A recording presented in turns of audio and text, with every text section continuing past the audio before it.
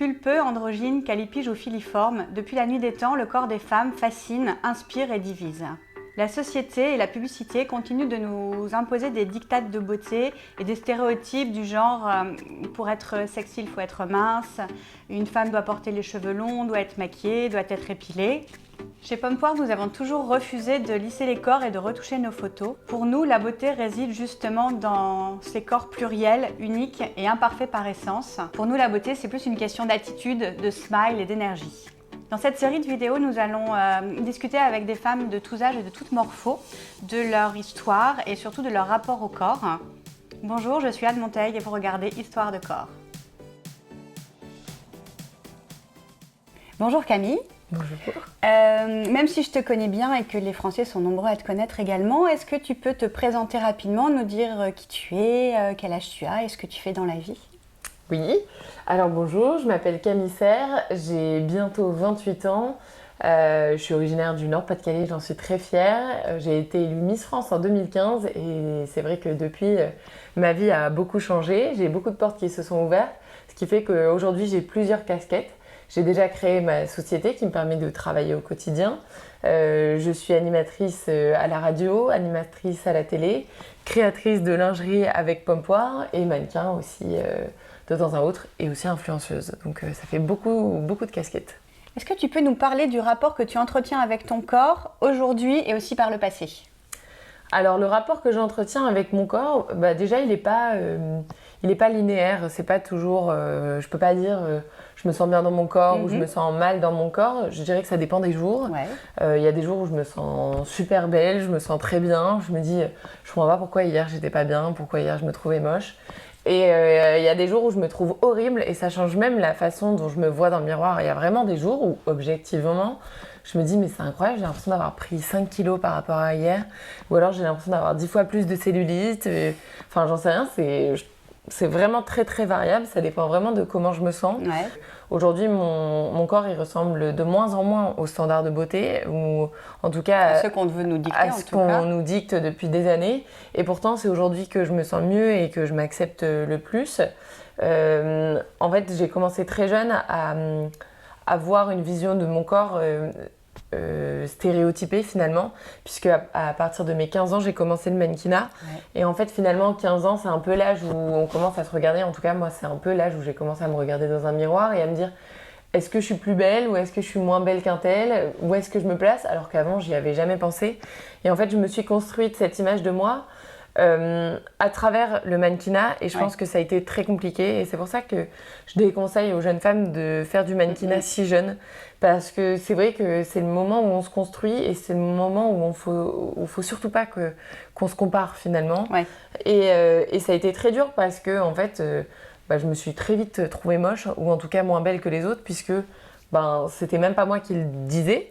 C'était au casting, on prenait une autre fille plus mince en général, même beaucoup plus mince, ou qui avait la peau plus claire, ou qui avait moins de boutons. Et donc c'est vrai que ça a été très dur pour moi, et pendant des années j'ai été dans un conflit un petit peu avec mon corps que je n'aimais pas, qui me plaisait pas, alors que tout le monde me disait que j'étais très bien. Ou parfois on me disait même que j'étais trop maigre, alors que dans le mannequinat on me disait que j'étais trop grosse. Ça allait jamais quoi. Donc voilà, je savais pas où j'étais, je savais pas comment me mettre. Et aujourd'hui c'est vrai que j'ai pris beaucoup plus de recul, même si parfois on continue de me dire que je suis trop grosse, ou parfois on me dit que je suis trop mince. En fait aujourd'hui je me dis mais moi comment je me sens, moi je me sens bien, aujourd'hui je suis en forme, j'arrive à monter des escaliers, j'arrive à mettre les vêtements qui me plaisent, donc en fait je me sens bien quoi, j'arrive à prendre beaucoup plus de recul à l'heure actuelle que quand j'étais plus jeune, et je pense que c'est aussi tout ce qui m'est arrivé, le fait d'avoir été élue Miss France, ça m'a donné un petit boost de confiance aussi. Puis après le fait d'être comparée sans arrêt, c'est vrai que ça en donne un petit peu moins. Avec quel âge quand tu as été élue Miss France? J'avais 19 ans quand j'ai été élue Miss France. Et donc c'est vrai que quand t'es élue Miss France, tout le monde te dit que t'es la plus belle, de toute façon quoi qu'il arrive. Plus belle femme de France. Tout le monde te dit que t'es la plus belle, donc ça c'est trop bien. Et après les années d'après, il y a les autres Miss France qui arrivent, et on continue de faire des photos avec ces autres Miss France en maillot de bain ou pas en maillot de bain. Et du coup les gens ils nous comparent toujours avec la nouvelle Miss France. Et donc là pour le coup j'ai eu des petits coups de down. Et puis finalement après avec Pompoir, faire des photos avec des filles qui ont des corps du quotidien, qui ont des morphologies très différentes, ça m'a fait prendre confiance en moi. Je me suis dit mais en fait ces filles-là, je les trouve trop belles, pourquoi moi je suis plus difficile avec moi-même. Et tout ça, ça m'a aidée. Donc c'est vrai qu'aujourd'hui, j'ai une vision beaucoup plus apaisée. Et je dirais que je me sens globalement très bien dans mon corps. Ok. Est-ce que tu as identifié certaines périodes clés de ta vie qui ont modifié ta façon de voir ton corps de façon assez précise? Bah oui, c'est très clair. Il y a eu vraiment le mannequinat à 15 ans où je suis passée de je m'en fous complètement, je m'étais jamais regardée, j'avais jamais vraiment fait attention, ah d'accord, il faut que je fasse tel centimètre, il faut que je fasse attention. Très contrôle fric. Exactement, j'ai fait très attention à mon alimentation. Je mangeais plus que des légumes verts et de la viande blanche, alors que j'avais que 15 ans. Donc c'est quand même... c'est vrai que depuis, je ne peux plus entendre parler de régime. Donc il y a eu vraiment cette première étape où je pense que je me suis jamais sentie aussi mal, finalement. Ensuite, quand j'ai arrêté le mannequinat, là, je me suis sentie plutôt très bien. J'avais beaucoup de compliments. En plus, j'ai commencé à avoir des formes, etc. Donc, c'est vrai que je ressemblais plus à ce que j'aurais aimé ressembler. Et en plus, je ressemblais plus à ma mère. Alors qu'avant, j'avais l'impression de ressembler peut-être plus à un petit garçon. Et c'était moins la vision de la femme que je voulais, en tout cas, ce que je visais. Donc, ce que je voyais me plaisait. Et puis après, j'ai pris beaucoup de poids suite au décès de mon papa. Donc là, ça a été très dur parce qu'en plus, j'ai associé l'image que j'avais de moi à un petit peu de la douleur du deuil et de la perte de mon père. Donc là, j'ai commencé à me détester, mais je m'en fichais un petit peu parce que c'était pas ce qui était le plus important au final. Après, avec Miss France, finalement, le fait que j'ai pris du poids, c'était quelque chose de positif parce qu'en fait, avec le corps que j'avais quand je faisais du mannequinat, je pense que j'aurais pas pu être Miss France les Français, les gens disent toujours oui, les Miss France, elles sont toutes maigres, les gens aiment bien les maigres. Franchement, non. Entre le mannequinat, elles sont pas du tout maigres. Entre le mannequinat et Miss France, j'avais pris beaucoup de poids et les gens me trouvaient bien plus belle comme ça, donc ça m'a fait un petit ego boost. Là, je me suis sentie très bien. Et puis après, c'est vrai que les années passent et on se dit est-ce que je vais continuer à plaire? Est-ce que les gens vont continuer à m'aimer, même si mon corps change, etc. Et donc là, j'ai eu un petit down et maintenant, je me sens beaucoup mieux, je me trouve bien. Et puis maintenant, aujourd'hui, avec les réseaux sociaux, le fait qu'on voit de plus en plus aussi de femmes avec des corps différents qui s'assument dans la publicité, à la télévision, un petit peu partout, et c'est vrai que je me suis dit, si je trouve que ces femmes sont très belles, pourquoi je suis aussi difficile avec moi? Donc aujourd'hui, en tout cas, peut-être aussi l'âge qui fait... je vais bientôt avoir 28 ans, il paraît que c'est l'âge où on se sent le plus au top. D'accord. Donc maintenant, je dirais que je suis à une des périodes où je me sens le mieux, en tout cas dans mon corps. Et du coup, quand tu te regardes dans un miroir, qu'est-ce qui te plaît le plus? Alors c'est vrai que j'ai beaucoup de mal à me regarder dans des miroirs. J'ai très peu de miroirs chez moi. C'est vrai, j'en ai qu'un dans la salle de bain où je me vois jusqu'ici, on va dire. Et donc, ce qui me plaît le plus quand je me regarde dans un miroir, je dirais que c'est mon visage, parce que j'aime bien mon visage. Je trouve que j'ai des jolis yeux, donc ça va. Et après, c'est vrai que c'est plus mon corps qui me dérange de manière générale. J'aime pas trop mon ventre et pas trop mes cuisses. Mais ça va. Donc, si tu parles de tes hanches ou de tes fesses, est-ce que c'est vraiment un complexe? Parce qu'en fait, quel que soit notre morpho, notre âge, etc., ou même notre tour de taille ou notre poids, on a toutes des complexes. Toi, tu dirais que c'est ça, tes complexes ou Ouais, moi, je dirais que mes complexes, c'est vraiment ma culotte de cheval. D'accord. Et mon ventre un petit peu qui me plaît pas trop parce que j'ai pris du poids et c'est vrai que j'avais jamais pris du ventre avant. Et là j'ai pris du ventre, mais bon c'est hormonal, il paraît que c'est comme ça, il paraît que c'est pour protéger l'utérus qu'on a un petit peu de gras sur le ventre. C'est un truc de femme, voilà. Donc je dirais que c'est vraiment ça. Parce que en fait ce qui m'embête avec la culotte de cheval et mon ventre, c'est que même habillée en fait ça se voit. Et je pense aussi que comme j'ai des réflexions sur ça en fait régulièrement, c'est ça qui me pose problème. C'est vrai que j'arrive à prendre du recul, mais au final, ça rentre quand même dans ta tête, quoi. Ouais, je comprends. Justement, si parfois tu reçois des réflexions à ce sujet, comment tu les accueilles? Qu'est-ce que tu ressens quand tu as une réflexion qui est désagréable sur les réseaux Alors, c'est vrai que ça fait jamais plaisir d'avoir une réflexion sur les réseaux sociaux. Avant, j'avais envie de répondre. Avant, souvent, je répondais, d'ailleurs. Maintenant, je réponds plus jamais parce que ça m'intéresse pas. Il y a un outil qui est très pratique sur Instagram, c'est qu'on peut restreindre les comptes. Donc, en plus, c'est souvent les mêmes comptes en réalité qui viennent et qui trollent un petit peu. Donc je restreins tous les commentaires négatifs systématiquement. Et aussi, j'ai un outil aussi sur Instagram qui permet de bloquer les mots indésirables. Donc si les gens écrivent en commentaire grosse, eux, ils vont voir leurs commentaires se publier, mais en fait, il ne se publiera pas et même moi, je ne le verrai pas. Donc ça, c'est vraiment donc, pratique. Du coup, ça permet aussi de te protéger de tous ces trucs qui n'avancent absolument à rien et qui ne sont pas utiles. Exactement, en fait, c'est pas constructif.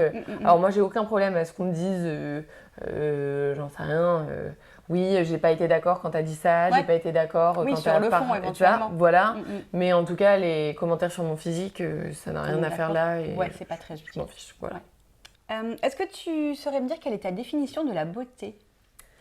Alors, ma définition de la beauté, eh ben, je dirais que c'est... c'est pas facile, hein. Non.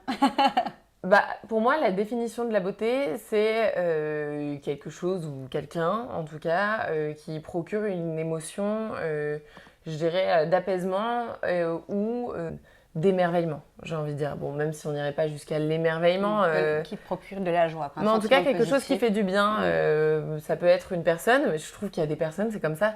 Ils n'ont pas forcément le visage le plus symétrique, mais tu vas les regarder et tu vas te dire, je sais pas, c'est plus une question d'émotion, en fait, pour moi, la beauté. C'est quelque chose qu'on ressent et c'est pour ça que c'est différent pour tout le monde.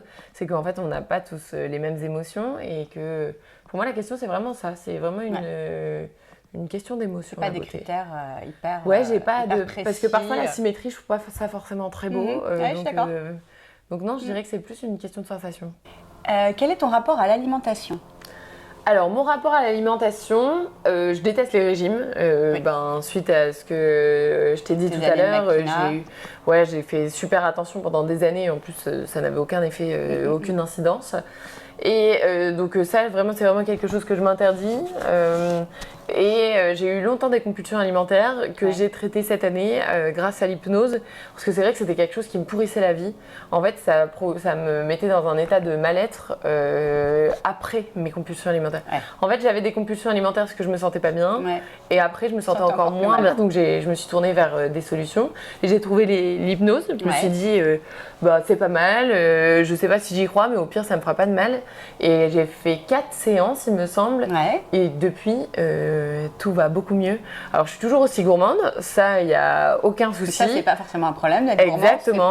C'est quelque chose que je voulais pas perdre. C'est pas une addiction. Donc J'en ai parlé tout de suite à l'hypnothérapeute. Je lui ai dit, par contre... je sais pas comment vous allez faire parce que je connaissais rien. Le plaisir de manger. Ouais, parce qu'il y a plein de gens qui disaient, par exemple pour la cigarette, en fait ça me dégoûte maintenant la cigarette. Moi je me disais, j'ai pas envie d'aller au restaurant et que les desserts me dégoûtent, tu vois, par exemple. Donc j'avais dit ça, elle m'avait dit non, mais pas du tout. Là on va juste calmer la cause en fait de ces compulsions alimentaires. En fait, elle a plutôt effectivement traité ton anxiété. Et du coup, tu te jettes moins sur la bouffe pour compenser. Je me jette plus du tout, même vraiment. Trop bien. C'est vraiment un truc incroyable. Après, j'avais aussi ce truc d'éducation. Quand ma mère, elle me servait une assiette, fallait que je la termine et tout. Et en fait, maintenant, justement, je fais plus attention. Je me sers moins d'assiettes. Ou si tu as plus faim, tu t'arrêtes, quoi. Si j'ai plus faim, je m'arrête. Et je sais que je le remangerai de toute façon le soir. Ou même parfois, je mange les haricots verts du midi au goûter. En fait, je sais que... Mais tu vas pas plus loin que, que ton corps a besoin. Je m'arrête à satiété. Et surtout, avant, je faisais jamais rentrer, par exemple, du chocolat ou des bonbons dans la maison parce que je me disais... en fait, la tentation, elle est trop grande. Et maintenant, j'ai plein de chocolat et des conneries dans le placard. Je sais que je vais pas les manger. Je vais les manger que si vraiment j'ai faim. Ouais, donc c'est vraiment une super solution, quoi. Ouais, franchement, ça m'a vraiment fait beaucoup de bien. Et même parfois, j'en étais arrivée à un stade, quand je prenais beaucoup la voiture, je m'arrêtais aux stations-service pour acheter des bonbons et je mangeais non-stop en conduisant. Oui, c'était vraiment une addiction, quoi. Ouais, c'était vraiment une addiction. Et vraiment, après, je me disais, j'ai mangé tout ça genre en 1 heure. Oui, puis après, t'es hyper mal. Ouais, je me disais, oh là là, j'abuse. T'as bien physiquement, et puis en plus, moralement, tu quittes. En plus, j'aime bien les bonbons qui piquent, donc en plus, après, j'avais trop mal au ventre. Je me disais, mais quelle connerie. Enfin, bref, et maintenant, ça va beaucoup mieux. Ouais, ça, c'est super. Ouais, donc rapport à la nourriture vachement apaisé, quoi. Ouais, maintenant, beaucoup plus sain. Je continue de manger tout ce que je veux. Je me prive pas. J'ai envie de manger un fast-food, je mange un fast-food. Donc non, après, j'ai fait aussi... pendant 2 ans, j'ai été végétarienne par conviction parce que je voulais réduire mon empreinte écologique et aussi par rapport aux animaux. Et puis en fait, ça a engendré beaucoup de frustration finalement aussi, parce que j'ai toujours aimé la viande et en fait j'ai compensé aussi beaucoup. D'accord. Parce que comme je me disais, bon bah je mange pas de viande, je me disais, bon bah j'ai le droit de la mayonnaise avec mes pommes de terre. Hein. Oui. Enfin tu vois, et donc en fait, j'ai remplacé ça par des trucs vraiment pas bons pour ma santé. Et depuis que j'ai réintroduit la viande dans mon alimentation, en fait, j'en mange jamais. Mais juste, j'ai plus cette frustration. Pas. Exactement. Du coup, si je vais au resto et que je vois un steak, et ben en fait, je vais le manger. Mais j'en mange, franchement, si je mange de la viande 3 fois par mois, c'est vraiment beaucoup. Mais le fait de ne pas te l'interdire, du coup, ça a levé ce tabou et c'est beaucoup plus facile à vivre. Exactement. Et question piège, quel est ton rapport au sport ? Alors, mon rapport au sport, ça fait toujours rire tout le monde. Ça fait toujours c'est pour ça que je te pose la question. Ça fait toujours rire mes proches quand je dis que moi, je me considère comme quelqu'un de sportive et de compétitrice. Mais c'est vrai que je n'aime pas forcément le sport. Mais c'est-à-dire que j'aime pas le sport. Je déteste aller dans la salle et courir sur un tapis, par exemple. Ça, c'est vraiment pour moi un truc... Je comprends pas le concept. Mais pour le coup, dès qu'il y a des challenges, j'en sais rien, j'adore aller à la piscine, par exemple, parce que j'adore nager. J'adore faire des cours d'aquagym parce que je trouve ça trop marrant. J'aime bien l'ambiance. Donc j'adore faire du sport, j'adore marcher par exemple. J'adore bouger. En fait, j'adore bouger. Je me considère pas non plus comme une hyperactive, mais en tout cas, je pense que je suis quelqu'un d'assez dynamique. Et donc j'adore marcher, j'adore sauter, j'adore danser. Mais c'est vrai que j'aime pas faire du sport pour faire du sport. Donc je me considère comme une sportive qui n'aime pas trop l'effort non plus. Ouais. Pas le côté santé du sport, quoi. Non, j'aime... Enfin, le côté obligatoire. Ouais, j'aime pas le côté obligatoire ou le côté trop protocolaire. Mais par contre, il y a un truc aussi que j'ai pas et que je pense, ça, on l'a ou on l'a pas, c'est que j'ai jamais ce truc d'après une séance de sport, par exemple, de me dire « Waouh, je me sens trop bien ». Ça t'a pas généré les petite étincelle de bonheur que moi, nous cherche perso, tous. à chaque fois après une séance de sport, je suis juste au bout de ma vie. J'ai envie de dormir ou de manger, quoi. J'ai jamais eu cette endorphine. Ok. Du coup, chez Pompoir, comme je disais tout à l'heure, on ne retouche absolument pas les photos de nos mannequins depuis le début. Et alors, aujourd'hui, c'est quelque chose qui est assez courant, mais c'est vrai que quand on a commencé à travailler ensemble, ça ne l'était pas. Qu'est-ce qui a été le déclic pour toi pour accepter de publier donc, des photos non retouchées, en lingerie, qui plus est ? Eh bien moi en fait j'ai toujours beaucoup souffert de la retouche photo parce que c'est vrai que dans le mannequinat ou même après dans les Miss etc. Dès que je faisais des shootings avec des professionnels, on m'envoyait les photos non retouchées, donc je faisais mon choix avec ça.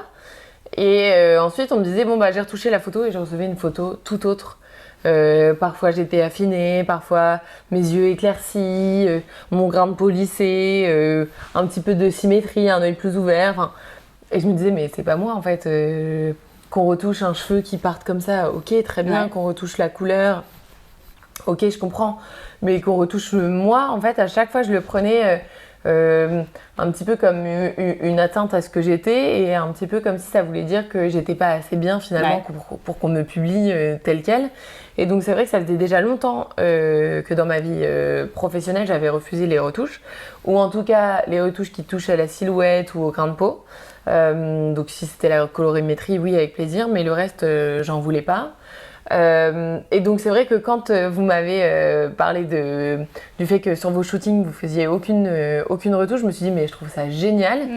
Quand vous m'avez proposé de poser à mon tour en lingerie sans retouche, là je me suis dit trop bien. Par contre j'ai trop peur parce que j'avais déjà jamais posé vraiment en lingerie. J'en avais fait un petit peu mais bon c'est pas pareil, ou du maillot de bain. Et sans retouche je me suis dit oh là bon bah... De toute façon, il faut y aller. Je pense que ça passe par là, il faut bien y passer. Et je me suis dit, de toute façon, ça peut ne me faire que du bien. Donc, j'ai décidé d'y aller et j'ai pas regretté. Je ne cache pas, c'est toujours difficile quand je reçois les photos. En fait, je les regarde en plusieurs étapes. Je les regarde une première fois où je me dis, j'en accepte aucune. Il y en a 0 que j'aime bien. Et après, je les regarde une seconde fois où je les regarde un petit peu de manière plus détachée, comme si je jugeais quelqu'un d'autre. Et c'est vrai que là, j'arrive à me dire, ça j'aime bien, à être un petit peu moins dure avec moi-même.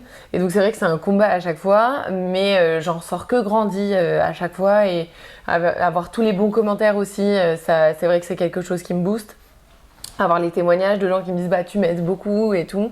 Ça n'a pas de prix. Et c'est vrai que ça m'aide beaucoup aussi à m'accepter, moi.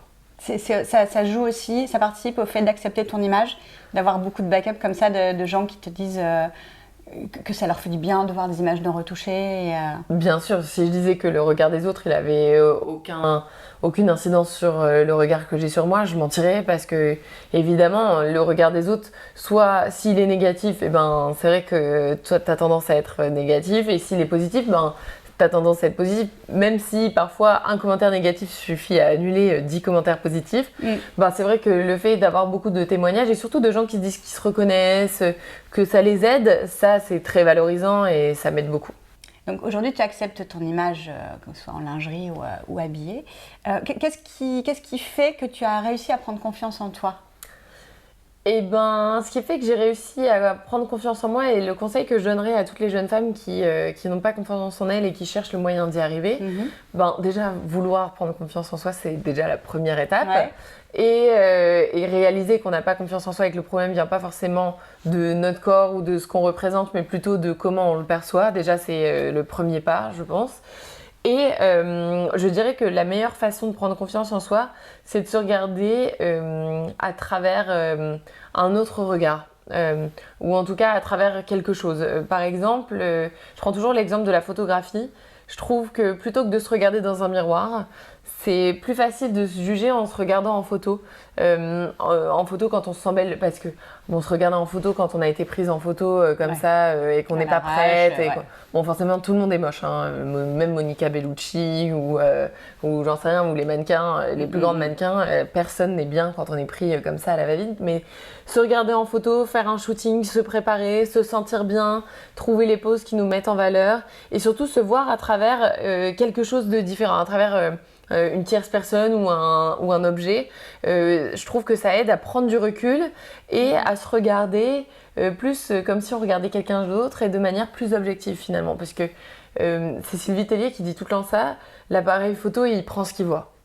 Sylvie Tellier, quand on disait oh on est trop moche sur la photo, Sylvie elle nous disait tout le temps oh bah l'appareil il prend ce qu'il voit. Et donc et vice versa. Et vice versa. Parfois, tu vas te sentir trop belle. Bah en fait, c'est pas la photo qui est belle, c'est que c'est toi en fait. C'est qu'à ce moment-là, bah, tu dégageais ça, tu te sentais, peut-être que tu te sentais bien. Et donc je conseille à toutes les femmes qui veulent prendre confiance en elles, ben, de faire des shootings, de les montrer à ses amis, montrer à son partenaire ou sa partenaire aussi.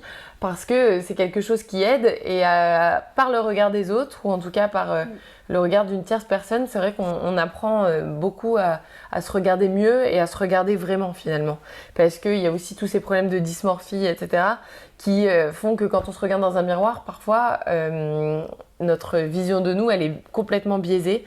Alors que si on se regarde à travers un appareil photo, et ben en fait, c'est ça la réalité en réalité. C'est un excellent conseil. Voilà. Merci. Est-ce que tu penses qu'aujourd'hui, dans les médias et la mode, il y a plus de tolérance par rapport aux différentes formes de corps? Est-ce que tu penses que la représentation est suffisamment inclusive, suffisamment large? Bah alors je pense que oui, objectivement, aujourd'hui dans les médias, tous les corps sont de plus en plus représentés. On en voit partout, on en voit dans les défilés de mode maintenant, on voit dans les campagnes publicitaires, on en voit sur les réseaux sociaux, puisque maintenant on laisse aussi les réseaux sociaux, c'est vraiment une zone d'expression et donc tout le monde a le droit de s'exprimer et puis tout le monde a son public. Donc c'est vrai que ça permet aussi de montrer des nouvelles personnalités et des nouvelles morphologies aussi à tout le monde. Mais par contre, c'est vrai que je trouve que pour l'instant, c'est encore assez marketing et pas encore vraiment, vraiment spontané et surtout réel, en tout cas. Enfin, selon moi, en tout cas, c'est ce que je ressens. Et surtout, je trouve que les marques, quand elles se disent inclusives, elles vont directement vers des filles vraiment plus size, alors que sur les podiums, on voit encore des filles très très maigres. Peut-être que c'est leur morphologie, ok, mais c'est vrai que je trouve que l'entre-deux, en tout cas, n'est pas encore suffisamment représenté. Et j'aimerais que ça tende vers ça, finalement. Qu'en fait, on voit toutes les morphologies. On n'est pas dans les clichés. Exactement, et moins dans les clichés, que ce soit réel et que ce soit une vraie envie et pas juste pour le buzz. Je trouve que ce serait quand même beaucoup mieux. Je partage. À bientôt 28 ans, tu as déjà fait plein de choses. Est-ce que tu sais identifier la chose dont tu es la plus fière?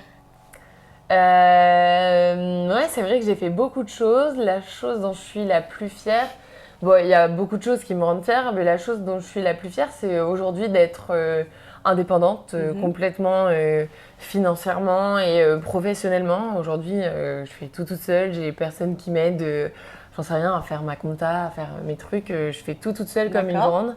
Et c'est vrai que c'est vraiment quelque chose que je voulais faire parce que ma grand-mère était une femme très indépendante, ma mère est une femme très... chef de ton entreprise, quoi. Exactement, chef de ma vie, chef de mon entreprise. Je dépends de personne. L'appart que j'ai, j'en suis propriétaire, je viens d'acheter une maison. Donc je suis fière d'avoir fait tout ça à 28 ans. Et voilà, et surtout de m'être trouvée et de me sentir bien, en fait. C'est vraiment, je dirais que c'est personnel, finalement, c'est un peu égoïste, ma plus grande fierté. Super important. Mais en tout cas, c'est ça, c'est d'être aujourd'hui épanouie et complètement libre et tu t'es construit la vie que entièrement. tu avais envie de te construire. Exactement. Et parmi toutes les activités dont on a parlé, tu as donc co-créé une collection de lingerie avec Pompoire, avec nous en l'occurrence. Qu'est-ce qui t'a poussé à créer cette marque de lingerie depuis peut-être 5 ans maintenant? Eh bien, en fait, ce qui m'a poussée, c'est que c'est mon rêve depuis toujours. J'ai toujours voulu travailler avec la dentelle de Calais et de la dentelle française. Et c'est vrai que c'est très compliqué. J'ai fait une école de commerce pour ça, dans le but de devenir attachée de presse de la dentelle de Calais. Je voulais vraiment faire ça et promouvoir ce savoir-faire partout dans le monde. C'était super précis et ça faisait toujours rigoler. Ça faisait toujours rigoler les gens parce que les gens me disaient « Mais est-ce que tu crois que la dentelle de Calais a besoin d'une attachée de presse ?» Et je disais « J'en sais rien, peut-être. Donc, je me disais peut-être pas de la dentelle de Calais, mais en tout cas au moins pour une marque où j'en savais rien. Je savais que je voulais travailler avec la presse et je savais que je voulais travailler avec la dentelle de Calais. Donc je m'étais dit, l'intitulé c'est ça. Après, si c'est pas exactement ça, ça m'ira quand même. C'était le projet. Mais en tout cas, c'était le projet. Je me dis, autant que ce soit précis et comme ça, si ça se fait, ça se fait. Et puis après, il y a eu Miss France et tout, donc mes projets se sont un petit peu perdus. Et un jour, je me suis dit, mais de quoi j'ai vraiment envie en réalité? Qu'est-ce qui me fait vibrer? Qu'est-ce qui me plaît réellement? Et cette idée de travailler avec la dentelle, elle était restée dans un coin de ma tête. Et puis un jour, je vous ai rencontré aussi, finalement, c'est le destin. Et puis au cours d'une discussion, je vous ai dit que j'adorerais travailler avec la dentelle de Calais. Vous m'avez dit que vous ne travailliez pas encore avec eux et que vous adoreriez aussi. Et puis en fait, je pense que chacun de notre côté, la graine était plantée. Puis ça s'est fait tout seul, ça s'est fait comme sur des roulettes. On a été d'accord sur tout de suite. Et donc depuis, ça fait 5 ans que ça se passe super bien. Mais donc c'était vraiment un rêve de toujours. La dentelle, c'est vraiment ton truc, quoi. Ouais, c'était vraiment mon rêve de toujours. Et d'ailleurs, en école de commerce, je m'étais renseignée sur comment... En fait, je voulais faire ça comme projet de fin d'études, créer une collection de lingerie ou créer une marque. Et puis, je me suis rendu compte de tous les obstacles qu'il y avait, tout, quand tu es toute seule et que tu veux te lancer là-dedans. Toutes les compétences diverses et variées qu'il faut avoir. Exactement, c'était trop compliqué, donc j'avais un petit peu renoncé. Et puis finalement, vous êtes venu me chercher. Donc, Et enfin, pour terminer, qu'est-ce que tu aurais envie de donner comme conseil à la Camille de 15 ans avec le recul que tu as aujourd'hui? Le conseil que je donnerais à la Camille de 15 ans, d'arrêter le mannequinat parce que c'est pas quelque chose qui lui conviendra. Et ensuite, je lui dirais de se faire confiance, que tout va bien aller, qu'elle va vivre des moments plus durs, mais qu'après ça, il y aura des éclaircies. Et puis, surtout, de rien lâcher et de ne pas écouter les gens qui lui disent qu'il ne faut pas rêver trop grand. Parce que finalement, tout peut arriver. Si on m'avait dit il y a des années que j'en serais là où j'en suis aujourd'hui et que je côtoierais les stars que je regardais quand j'étais petite à la télévision, j'y aurais pas cru. Et parfois encore, je me dis, c'est incroyable que ces personnes-là soient mes amies, alors qu'au final, je les ai admirées pendant mon adolescence. Donc, je trouve ça incroyable. Donc, jamais arrêter de croire en ses rêves. Et puis, ne pas croire les gens qui nous disent que c'est pas possible. Parce que finalement, il n'y a que nous qui nous mettons des barrières. Ok. Voilà. Écoute, merci beaucoup Camille pour ces réponses très franches qui, à mon avis, vont aider beaucoup de nanas qui nous ont regardées. Merci à tous, c'était Anne Monteil et vous regardiez Histoire de corps.